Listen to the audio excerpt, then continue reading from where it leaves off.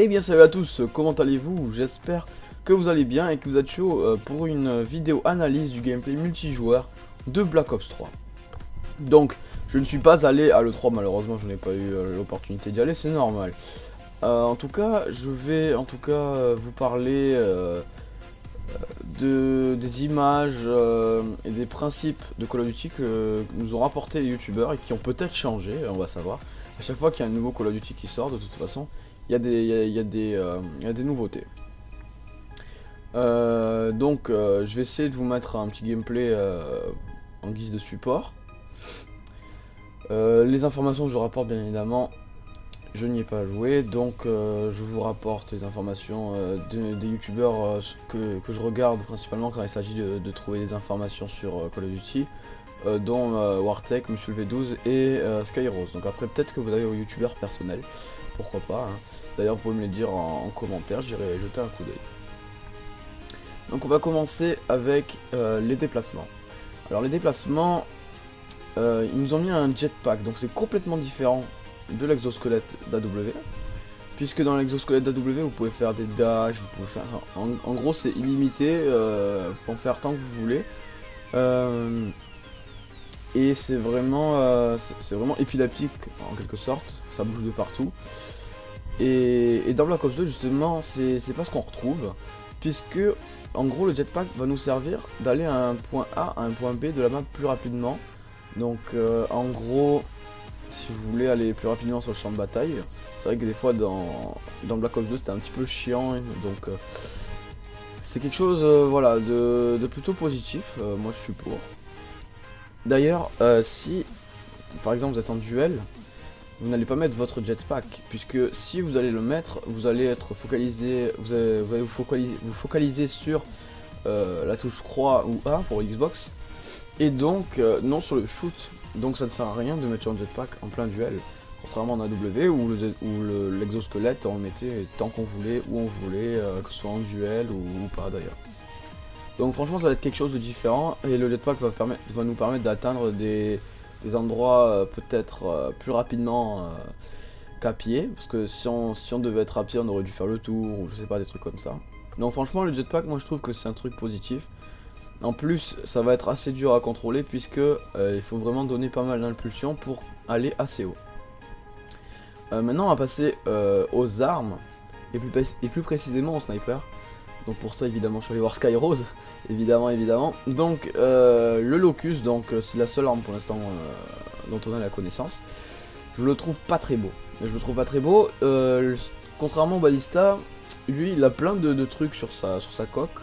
Il a plein de boulons, je sais pas, il est un peu moche, voilà, il ressemble un peu au Morse, alors que le Ballista lui était lisse sur ses côtés. Bon après voilà, et son désavantage je trouve c'est qu'il vise un peu vite, voilà, il vise un peu vite et j'ai peur de me retrouver avec une visée Ghost. J'espère que ça va pas être le cas, mais bon, il paraît que le quickscoping est facile, et que la barre des feeds est très très grande. Donc jusqu'à 6 éliminations dans une feed, j'espère qu'elle va pas être patchée. Franchement ça fait plaisir, c'est du jamais vu sur Call of Duty, ça veut dire que ça va faire plaisir aux feeders, etc. Et qui dit une feed de 6 éliminations, dit une 8 on screen low, voilà. Donc vous pouvez faire une 8 on screen low si vous avez l'occasion. Low, c'est à dire que vous avez les éliminations qui commencent à partir, donc ça commence à se flouter si vous voulez en quelque sorte, en haut et en bas de la feed. Donc je sais pas vraiment si vous avez compris. Donc ensuite les armes, il n'y a pas l'air d'avoir des armes au-dessus des autres, comme dans W avec la SM1 et la balle 27. Là vraiment, on a l'air de se retrouver un petit peu avec du Black Ops 2, avec des armes simples, d'ailleurs de toute façon c'est toujours les mêmes armes sur Call of Duty, c'est simplement leur équilibrage qui change au cours des opus. Alors, à mon avis, on va se retrouver bien évidemment avec les armes de Black Ops 2 un petit peu remodélisées. Alors, ce qui était chiant sur Advanced Warfare, c'est sûr, donc dans cette vidéo on ne fera que comparer Black Ops 3 et Advanced Warfare bien évidemment, puisque les gens ont peur d'avoir un Advanced Warfare 2. Dans Black Ops 2, les armes étaient, on va dire, à peu près toutes les mêmes. C'est juste leur design, leur puissance, leur cadencement qui changent dans leur catégorie. Après, dans AW, elles ont des trucs en plus, par exemple l'IMR, elle imprime les balles dans le chargeur, il y a des lasers, il y a des armes qui tirent 3 rafales plus rapidement, il y a des... Voilà, bon, c'est un petit peu précis, il y a vraiment beaucoup d'informations sur les armes, sur Advance Warfare. Elles ont toutes leurs spécificités, elles sont toutes indépendantes et toutes différentes des autres. Là, dans Black Ops 2, nous, on pouvait mettre, par exemple, sur tous les mitraillettes, on pouvait mettre canon long et tout et tout. Donc, ça va vraiment être un peu toutes les mêmes armes. Elles ont un peu toutes les mêmes spécificités comme sur Black Ops 2, je pense. Donc ensuite, moi je vais parler de quelque chose qui me concerne plutôt beaucoup. C'est les all-gen. Il paraît que ça va être le dernier Call of Duty sur all-gen et c'est dommage puisque si la franchise Call of Duty a vendu autant d'opus depuis sa sortie, c'est grâce à la all-gen et non à la next-gen. Alors c'est un petit peu dommage de laisser tomber la all-gen. C'est vrai qu'il y a de plus en plus de gens sur next-gen, mais c'est pas une raison. Je m'explique. Il paraît que le hardware de la PS3 et de la Xbox 360 est vraiment très faible pour faire tourner Advance Warfare et Black Ops 2. C'est vrai que comparé à une next gen, c'est une autre histoire. C'est pas du tout la même console, etc.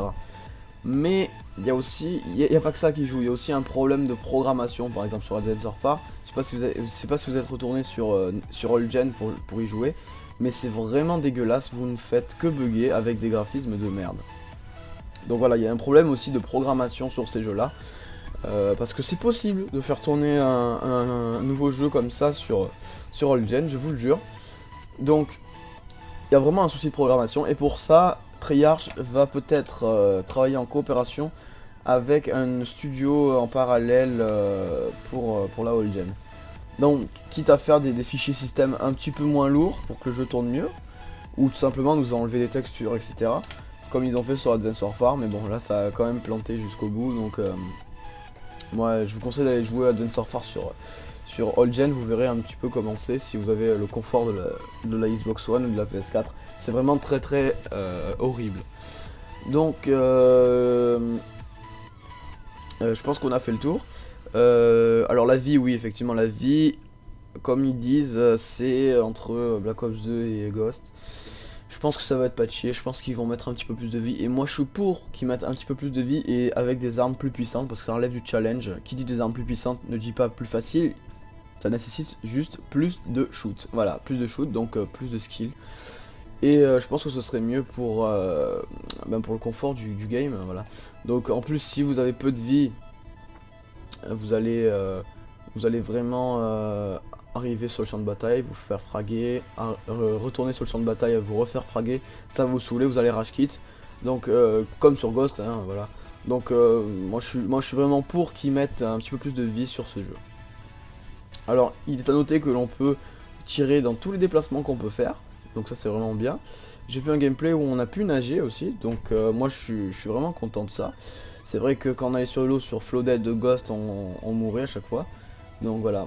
Et puis les maps, elles ont été adaptées. Alors les maps, c'est comme sur Black Ops 2. C'est exactement les mêmes. Enfin les mêmes. En gros, le principe est le même. Il y a des portes, enfin des bâtiments, etc. Waouh, des portes et des bâtiments. Comme sur tout FPS, je crois. Donc ce sera vraiment le même principe de map. Je crois même qu'ils vont reprendre le principe des spawns fixes. Donc quand vous poussez trop, les spawns vont changer. Mais en gros, ça va être les mêmes spawns. Les mêmes spawns que sur Black Ops 2. Et ça, vraiment, je pense que c'est ce dont c'est ce que aimait la communauté sur Black Ops 2 en règle générale. Bon, des fois on spawn trappé, c'est vrai. Bon, ça c'est évident. Mais bon, je pense que le système de spawn va s'améliorer également parce que sur Advance Warfare c'était vraiment l'enculade totale. donc voilà. Les maps ne sont pas faites comme sur Advance Warfare, juste pour l'exosquelette, mais pour tout, pour les déplacements normaux comme sur BO2, etc. Donc voilà, je crois que j'ai fait le tour. Après, on attend d'avoir les informations du zombie, un petit peu, et du menu, parce qu'on a toujours pas vu le menu. Enfin, en tout cas, moi je l'ai pas vu. Et donc, en attendant tout ça patiemment, puisque de toute façon, on devait attendre la Gamescom pour avoir les premières informations du mode multijoueur. Donc là c'est vraiment une grande première, on a vraiment les informations de plus en plus tôt ces derniers opus, donc avec Ghost, AW et Black Ops 3, donc c'est de plus en plus tôt. Et pour ceux qui craignaient d'avoir un Advance Warfare 2, je vous jure que ce n'est pas du tout le cas, voilà. Donc en tout cas, J'espère que vous avez aimé cette vidéo, n'hésitez pas à vous abonner et à liker la vidéo. Et on se retrouve tout de suite sur Twitter et dans l'espace commentaire. Allez, ciao tout le monde!